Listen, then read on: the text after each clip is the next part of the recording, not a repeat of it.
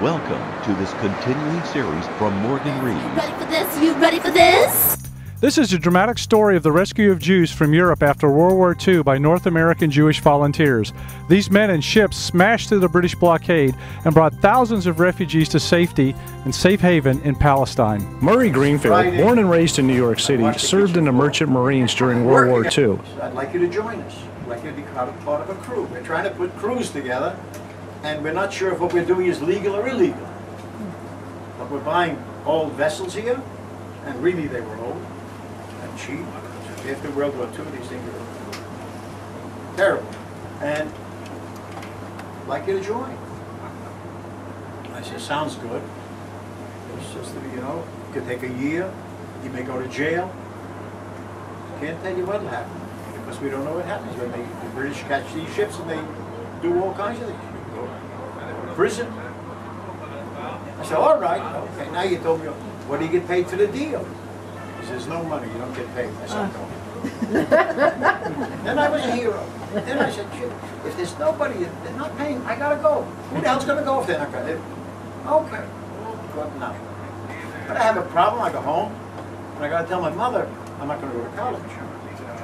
It's a serious problem. A Jewish kid telling his mother's not gonna go to college. I think it was easier for him to marry a shiksa than not go to college. I'm not sure. This is a no-holds-barred reality check on how the British, with Arab oil on their minds, did all they could to keep the Jewish birthright people from entering Palestine, the Jewish homeland. 10 American purchased and American manned vessels sailed from Aliyah from 1946 through January 1st, 1948. The American vessels did not begin operating from Europe until more than a year after the surrender of the Nazis. 4 of the American vessels ultimately became Israel's first Navy warships. To put things into perspective, there was no Red Cross for them. There was no Amnesty International. There was no Human Rights Watch.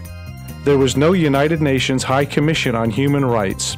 There was no one for the Jews of Europe in 1945. Only the remnants of a nation that Hitler and his European collaborators tried to wipe out. This is a short video segment that tells the true story of the brutal and fascist campaign by the British imperialists to keep the Jews from immigrating to Palestine after their lives had been destroyed in a Europe that pretended to be tolerant. It was thousands of very real people whose families were destroyed and who only wanted a country where they could live free from European hate.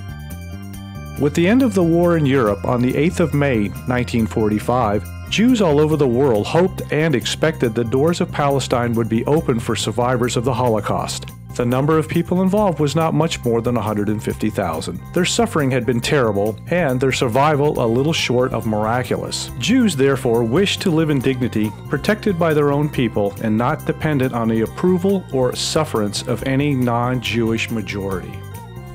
After the war, the British published a document called the White Paper Policy. Nearly 100,000 Jews moved through Europe during 1945 in search of routes, ports, and ships for Palestine. By the end of the year, only 13,000 had been allowed by the British to enter. This was 1,500 less than had been allowed during 1944. A struggle now began in Palestine and in Europe between the British government and the Jews. A struggle marked by increasing bitterness and extremism on both sides. The British, determined to halt the now swelling tide of illegal immigration from liberated Europe to Palestine, went so far as to return captured immigrants from the waters of the eastern Mediterranean to which they sailed, to the displacement camps in Germany from which they fled. The British troops halted concentration camp survivors who were on their way to Palestine and held them in former prisoner of war camps.